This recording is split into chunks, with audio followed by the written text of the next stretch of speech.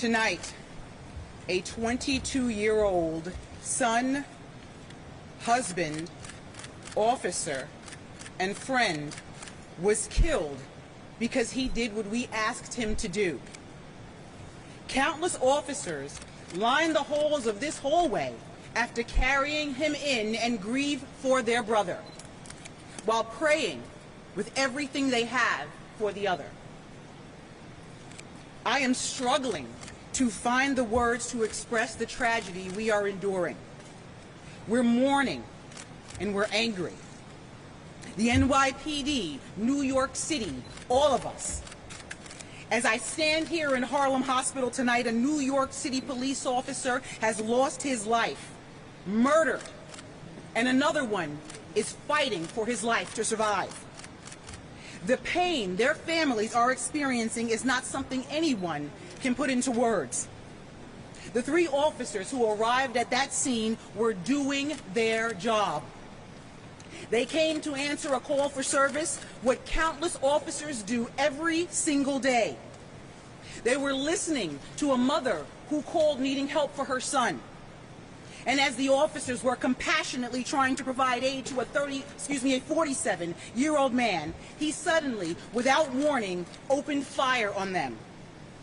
In a moment, a young 22-year-old life was ended, and another forever altered. Our department is hurting. Our city is hurting. It is beyond comprehension. I am not sure what words, if any, will carry the weight of this moment and what we are feeling. We have 4 times this month rushed to the scene of NYPD officers shot by violent criminals in possession of deadly, illegal guns. 4 officers, 5 officers shot. 1 fighting for his life in 4 incidents. And now tonight, 1 is dead. Our detectives will work to piece this together, but as they do that, every NYPD officer will once again place a black mourning band across their shield. I ask you to please pray for them. We had the privilege to pray with this family. I ask you to pray for them too. Please pray for our officer that lies in his hospital bed fighting for his life. And every single day appreciate the valor and sacrifice of the men and women of the NYPD. I'll ask Mayor Adams if he wants to say a few words.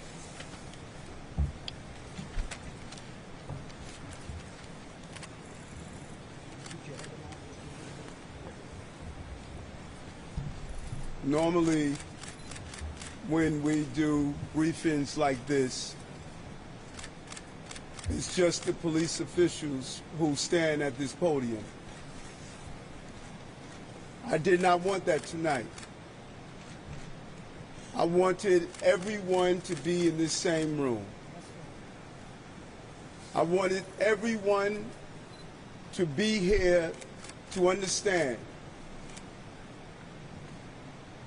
It is our city against the killers.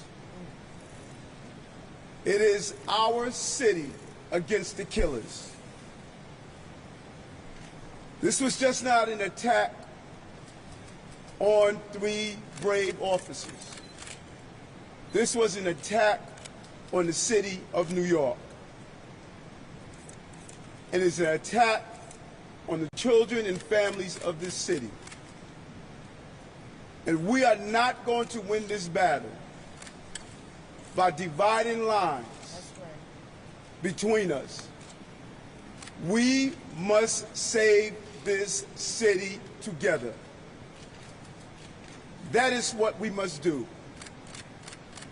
An 11-month-old baby was shot just a few days ago. 5 officers were shot in this city. The unification of fighting this battle goes beyond the debate and rhetoric. It is time for us to save our city. And we are going to need everyone on the same page to accomplish this task. And let me be clear, there are no gun manufacturers in New York City. That's right. We don't make guns here. How are we removing thousands of guns off the street and they still find their way into New York City? In the hands of people who are killers, constantly carving highways of death, destroying our communities. We need Washington to join us and act now to stop the flow of guns in New York City and cities like New York. We're all witnesses. We have witnessed these murders, and we have witnessed the failure on a federal level to stop the flow of guns to this city. We are not going to live under the gun of dangerous people in New York City. We're going to honor the memory of this officer lost to gun violence by standing united against these killers and those who are arming them. They're co-conspirators to the violence that we are witnessing in New York City. No one will divide this city with their violence. In fact, they're going to unite us to come together and end this. We're going to find these guns, and we're going to find those who carry them and use them. We are committed to ending this violence. My heart goes out to these families who are experiencing such a traumatic experience.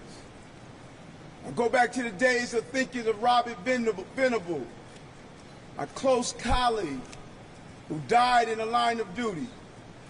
And I remember my mother calling because she was unsure if it was one of her sons who was the victim of that shooting.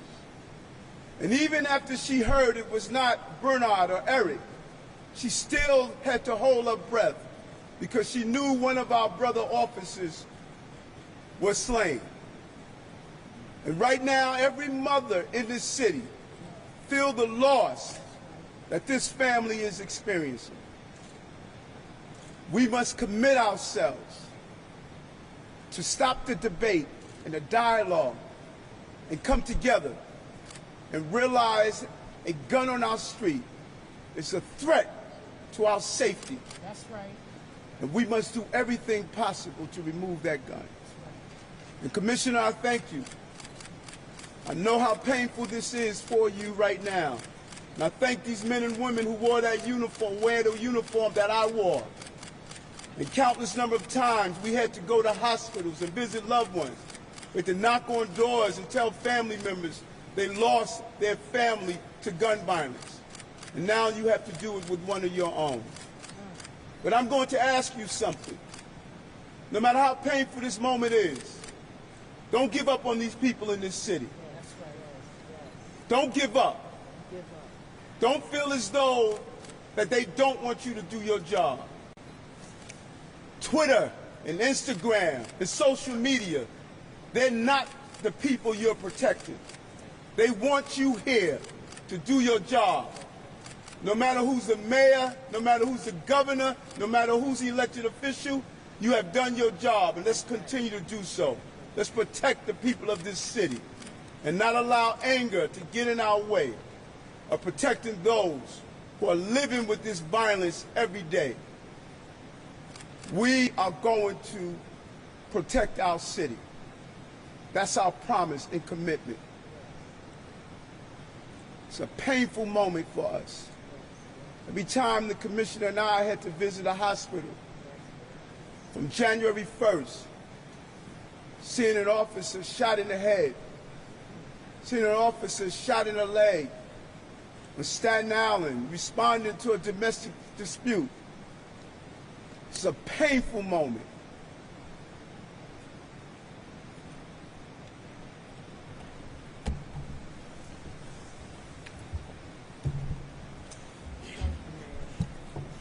You know, as we ran into this hospital today, you don't know what to expect, and there were hundreds of police officers running down the street, dropping their cars on the corner, running to this hospital. They were running to this hospital because they just carried two brothers out of a out of a hallway into this hospital to try to save their lives. Hundreds and hundreds of police officers are standing here today because their hearts tell them they have to be here because they feel like they're alone. We got to end that here today. Our hearts are broken. We're in shock. Our knees are buckling. And we're angry because we've been here before. We're angry because we saw it coming. We're angry because we said it was going to happen and it happened again. So tonight, you know, these police officers aren't going to sleep. They're going to be out in the street. They're going to do what they need to do. The ones that go home are going to put their heads on their pillow and they're not going to sleep. And they're going to cry. Well, it's time the city cried with us, and we know they are. But you know what? We stand shoulder to shoulder by the tens of thousands to shoulder our brother. We carried our brother here. We'll shoulder him out this evening. We'll stand in the hallway and we'll pray for a family that's hoping their son, their husband, they come home. But it can't be just us. Yes, we will stand patch to patch and bury our brother. We will bow our heads in sadness. But we need you too. The streets can't just be full of New York City police officers at this funeral. The public has to come. The public has to send a message to anyone that dares to harm a New York City police officer. Not here, not now, not today, not to us. We're humbly asking you to come out and help us. Then when this is over, yes, a conversation, a real conversation. Not like our heads are on backwards and we don't know what's going on. We need help. They need help. We need help. It's time to do it now. We're all looking to do it. Give us that help so we can help stop babies from being shot, stop the violence. The guns that are coming in, well, help us take them out of their belts so they never dare pull it again. You know what I'm saying? We all know what we need. It's right in front of us. So now we're going to unite.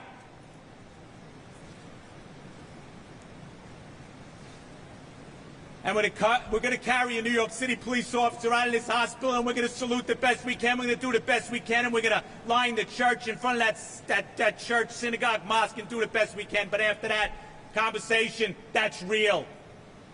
Laws that are real. Support that's real, not press conferences. Let's get voting and give us what we need. Thank God for the NYPD.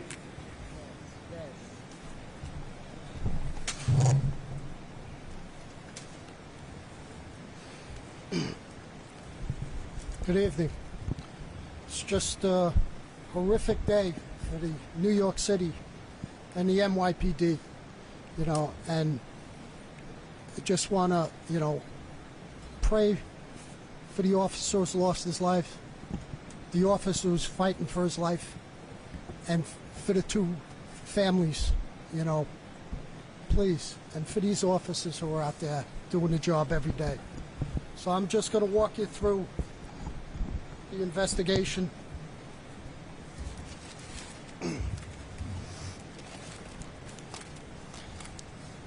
At 6:15 this evening, at 119 West 135th Street, apartment 1D, police officers from the 3-2 precinct arrived to a 911 call of a family dispute. The 911 caller was a female who stated that she was disputing with her son.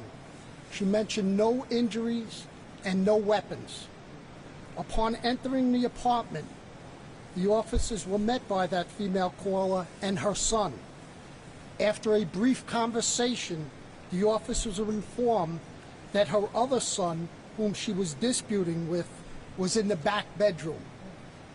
This apartment is an open one-bedroom apartment. As you walk in, there is a living room, a kitchen, and a 30-foot long hallway that has a closet, a bathroom, and at the end, the bedroom. One officer remained with the two family members while two other officers go to the back bedroom. This hallway is very tight and narrow. As our first officers approach the bedroom, the door swings open and numerous shots are fired, striking both officers, one fatally, and one is here in Harlem Hospital in critical condition. As the perpetrator's attempt to exit, he is confronted by our third officer, who fires 2 rounds, striking him in the right arm and head. Our perpetrator is LaShawn McNeil.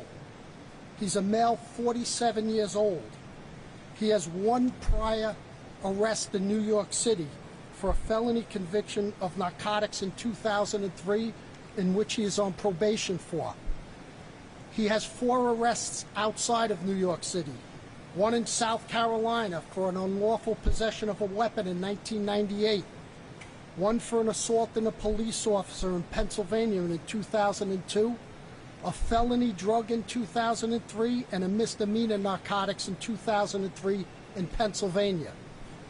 Recovered at that scene is a Glock 45 high-capacity magazine, which holds up to 40 additional rounds. This weapon right here. That gun was stolen from Baltimore in 2017. We are working with our Joint Firearms Task Force and the local ATF to further trace this gun. This is a still active crime scene and the investigation is continuing. We are working through why this brutal, senseless, and ambush of 2 of our police officers occurred. We're asking anyone in the community who has information to reach out to the 32nd Detective Squad or Crime Stoppers. And with that, I'd like to turn it over to the Police Commissioner for some final words. Say to my NYPD, our NYPD, your NYPD, thank you for what you do and what you face. This city appreciates it. I appreciate it. We all appreciate it. You are not alone. I support you in what you do. We are not going to answer your questions. We hope our prayers are answered. Good night. Thank you. Good night. Thank you. Thank you, officers. Thank you. Thank you. Thank you.